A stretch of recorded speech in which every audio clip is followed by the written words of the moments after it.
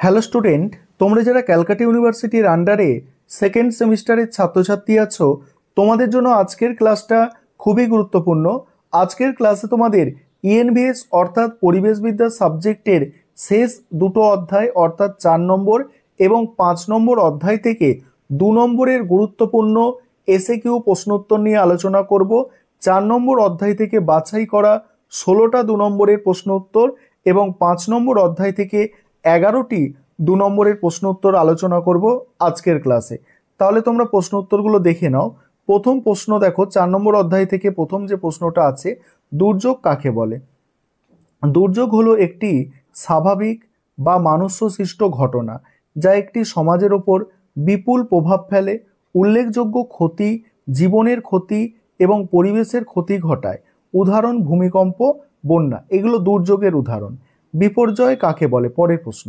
বিপর্যয় হলো একটি দুর্যোগের ফলে সৃষ্ট দীর্ঘমেয়াদী ও ব্যাপক ক্ষয়ক্ষতি যা সমাজ, অর্থনীতি এবং পরিবেশের ওপর দীর্ঘস্থায়ী প্রভাব ফেলে। 3 নম্বর প্রশ্ন আছে, দুর্যোগ ও বিপর্যয়ের মধ্যে পার্থক্য। দুর্যোগ হলো একটি বৃহৎ স্কেলে ঘটিত প্রাকৃতিক বা মনুষ্যসৃষ্ট ঘটনা যা ক্ষতি করে। বিপর্যয় হলো সেই দুর্যোগের কারণে সৃষ্ট অবস্থা যা স্বাভাবিক জীবন ব্যাহত করে। পরের প্রশ্ন আছে, কয়েকটি প্রাকৃতিক দুর্যোগের উদাহরণ দাও। প্রাকৃতিক দুর্যোগের উদাহরণ দেখো, ভূমিকম্প, বন্যা, সুনামি, ঘূর্ণিঝড়, ভূমিধস হলো প্রাকৃতিক দুর্যোগের কয়েকটি উদাহরণ যা প্রাকৃতিক কারণে ঘটে এবং পরিবেশের বিপুল ক্ষতি সাধন করে। পরের প্রশ্ন, মনুষ্যসৃষ্ট বিপর্যয় কাকে বলে? উদাহরণ দাও। মনুষ্যসৃষ্ট বিপর্যয় হলো মানুষের কর্মকাণ্ডের ফলস্বরূপ সৃষ্ট বিপর্যয়, যেমন ভোপাল গ্যাস দুর্ঘটনা, ফুকুশিমা পারমাণবিক বিপর্যয়। এগুলি পরিবেশ ও মানুষের ওপর মারাত্মক প্রভাব ফেলে। তারপর দেখো 6 নম্বর প্রশ্ন, সুনামি কাকে বলে? সুনামি হলো সমুদ্রের তলদেশে ভূমিকম্প বা আগ্নেয়গিরির আগুন উৎপাতের কারণে সৃষ্ট বিশাল ঢেউ যা তীরবর্তী এলাকায় প্রচুর ক্ষতি ও প্রাণহানি ঘটায়। পরের প্রশ্ন আছে, মিনামাটা বিপর্যয় কবে কোথায় হয়েছিল? মিনামাটা বিপর্যয় 1956 সালে জাপানের মিনামাটা শহরে ঘটে, যেখানে রাসায়নিক দূষণের ফলে হাজার হাজার মানুষ মিথাইল মার্কারির বিষক্রিয়ার শিকার হয়েছিল। তারপরে 8 দাগের প্রশ্ন, মিনামাটার বিপর্যয়ের কারণ।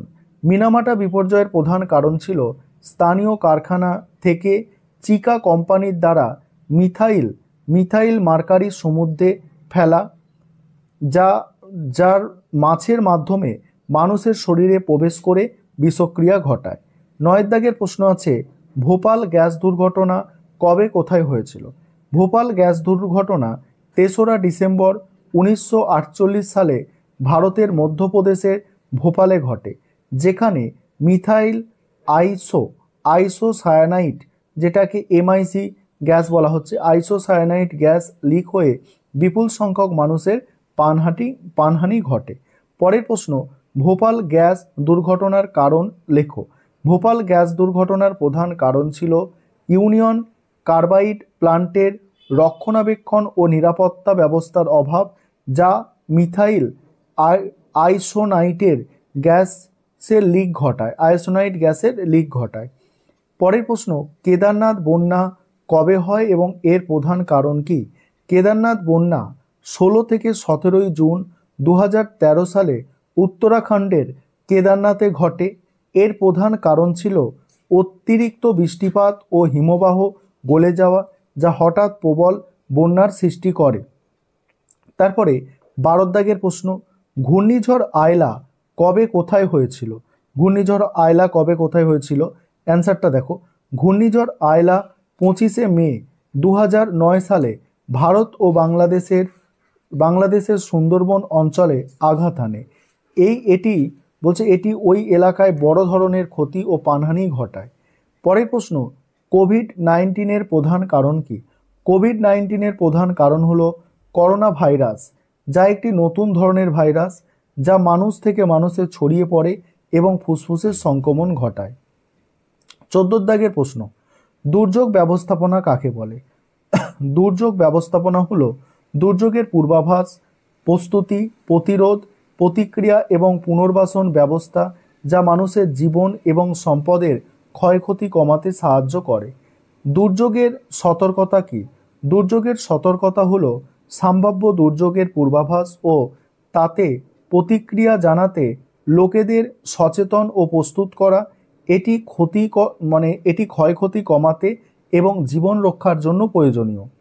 তারপরে আছে ভূমিকম্প কিভাবে সৃষ্টি হয়। পরের যে প্রশ্নটা আছে, ভূমিকম্প সৃষ্টি হয় পৃথিবীর টেকটনিক প্লেটের সরণের কারণে। দুটি প্লেট সংঘর্ষ বা বিচ্ছিন্ন হলে পৃথিবীর অভ্যন্তর থেকে শক্তি নির্গত হয় যা ভূমিকম্প সৃষ্টি করে। এবারে তোমাদের 5 নম্বর অধ্যায় থেকে প্রশ্ন উত্তরগুলো দেখে নাও। প্রথম প্রশ্ন, পরিবেশগত শিক্ষার সংজ্ঞা দাও। পরিবেশগত শিক্ষা হলো একটি প্রক্রিয়া যার মাধ্যমে ব্যক্তি এবং সম্প্রদায় পরিবেশ সম্পর্কে সচেতনতা, জ্ঞান, মনোভাব, দক্ষতা এবং অংশগ্রহণমূলক কর্মকাণ্ডে অংশগ্রহণের মাধ্যমে পরিবেশ রক্ষা ও উন্নয়নের জন্য সক্ষমতা অর্জন করে। দ্বিতীয় প্রশ্ন, আনুষ্ঠানিক পরিবেশগত শিক্ষা কাকে বলে? আনুষ্ঠানিক পরিবেশগত শিক্ষা হলো শিক্ষা প্রতিষ্ঠানে পরিকল্পিত, নির্ধারিত ও কাঠামোবদ্ধ পাঠ্যক্রমের মাধ্যমে শিক্ষার্থীদের পরিবেশ সম্পর্কে শিক্ষাদান। এটি প্রাথমিক থেকে উচ্চ শিক্ষা পর্যায়ে পরিবেশ বিষয়ক বিভিন্ন কোর্স এবং কার্যক্রমের মাধ্যমে পরিচালিত হয়। পরের প্রশ্ন আছে, অআনুষ্ঠানিক পরিবেশগত শিক্ষা কাকে বলে? অআনুষ্ঠানিক পরিবেশগত শিক্ষা হলো পরিবেশ সংক্রান্ত শিক্ষা যা শিক্ষা প্রতিষ্ঠান ছাড়া সামাজিক প্রতিষ্ঠান, গণমাধ্যম, এনজিও এবং বিভিন্ন কর্মশালা, সেমিনার এবং প্রকল্পের মাধ্যমে অপ্রাতিষ্ঠানিকভাবে প্রদান করা হয়। পরের প্রশ্ন আছে, দেখো, প্যাডাগজি কি, বা প্যাডোলজি বলতে পারো, এটা ইংলিশে প্যাডোলজি আছে, এটা বাংলা করলে হয় প্যাডোগজি। প্যাডোগজি হলো শিক্ষা ও শিক্ষাদানের বিজ্ঞান এবং শিল্প যা শিক্ষার্থীদের শিক্ষণ, শেখা এবং শিক্ষার পরিবেশ সম্পর্কে নির্দেশনা দান করে। এটি কার্যকর শিক্ষণ পদ্ধতি এবং কৌশল নিয়ে কাজ করে। পরের প্রশ্ন, পরিবেশ শিক্ষায় সমাজ মাধ্যমের ভূমিকা কী? সমাজ মাধ্যম পরিবেশ সচেতনতা বৃদ্ধি করতে পারে, বিভিন্ন পরিবেশগত ইস্যু সম্পর্কে তথ্য সরবরাহ করে এবং জনগণের পরিবেশ রক্ষায় অংশগ্রহণকে উদ্বুদ্ধ করতে সহায়ক ভূমিকা পালন করে। এটি দ্রুত এবং ব্যাপকভাবে বার্তা ছড়িয়ে দেয়।